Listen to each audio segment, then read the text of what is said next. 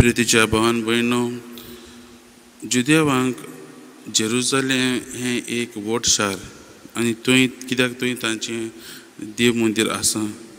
आनी आयच्या वाचपान आमी पळयतात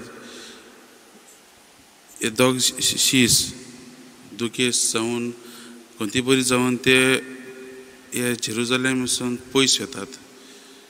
जायते फावटी आमी अशेंच करतात. आमकांय कितें जिवितांत आमच्या जिवितांत वायट जालें, आमच्या जिवितांत बरें येना आनी आमकां दिसता देव आमकां आयकना, तेन्ना आमी देवा लागीं सावन पयस वेतात. म्हाज्या भावान भयणो, हे दोग जाण शीस जे पयस येताले ते एक घडये जेजू मेलो तेन्ना ते ताच्या मरणाचेरूच ते तांचो आख्खें जिवीत तेमी लायलें.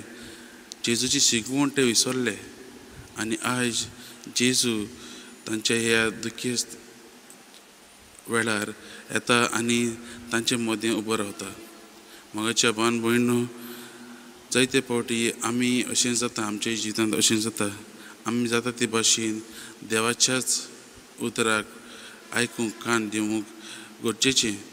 आनी जेन्ना आमी असल्या वेळार असले परिस्थितीन पडटा तेन्ना जेजू कितें ना कितें करून आमच्या जिवितांत येता.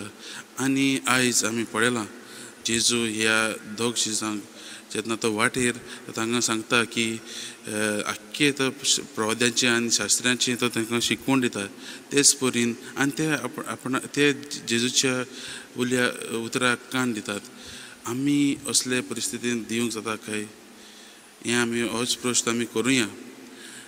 पयले वचपान हांव पळयलां पेद्रू आनी जुवांव ते देव मंदिरांत वेताले. म्हज्या भावान भयणो, हे शीस जेजूचे शीस ते एक फावटी ताणें जेजूक सोडलो, पूण आतां जेजूक अणभवल्या उपरांत ते आख्खेच जेजूच्याच आदारान जायतीं विजवितां करूंक लागतात आनी जेजूच्या नांवान ते त्या मनशाक बरो करतात. म्हज्या भावान भयणो, आमी आमच्या जिवितांत जेजूक आमच्या काळजांत घेवंक मुखार सरूंक गरजेचीं. जायते फावटी आमचीं काळजां बंद आसतात जेजूक भितर घेवंक.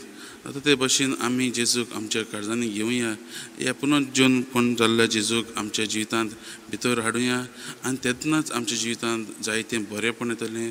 तेन्नाच आमच्या जिवितांत जाता ते जायते बदल येतली, नुसणी येतली आनी आमी दुसऱ्यांचेरूय जायतो स्वभाव घालूंक पडटले.